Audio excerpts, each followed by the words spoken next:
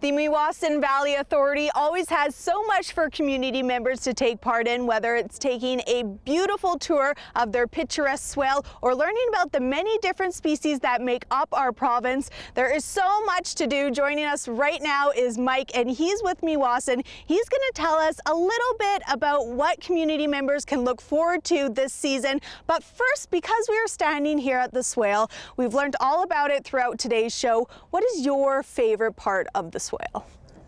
Well, the fact that we have such a large and important culturally and ecologically and intact example of native Saskatchewan, native prairie, right in our own backyard, right within the city limits, is an incredible opportunity to celebrate what makes Saskatchewan and the Saskatoon region so special. Exactly, and those native prairie and grasslands, like you said, are becoming less and less these days throughout Saskatchewan, which is why they're considered endangered these days. What is Meewasin doing to help preserve this northeast swale? There's a number of sort of fronts that we're attacking this problem on, and one of them is the development of a master plan for the area. It's going to allow us to ensure that there is a continuing of the corridor of the swale, so there's connection to the river on both ends of the swale. Okay. It's going to allow wildlife and humans to experience this place in a way that helps protect its ecology, that protects the variety of wildlife and vegetative species that exist out here.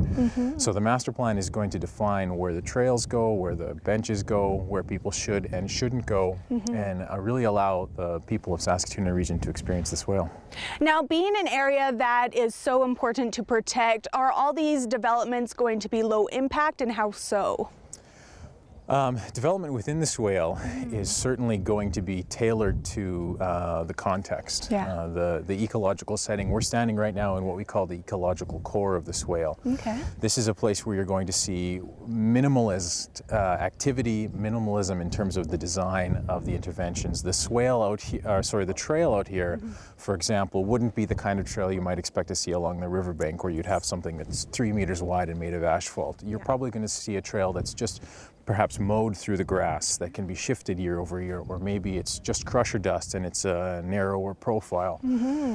We want to give people an opportunity to experience the swale. We want to give people an opportunity to come here and appreciate it, but we also want to ensure that that activity doesn't have a negative impact on the swale. Exactly. Now, these are all starting ideas. The master plan is starting to roll out now. How can people keep up to date or even have input in this master plan? Well, we've been developing the master plan over the course of about the last year. We've had lots of touch points with the public and with stakeholders.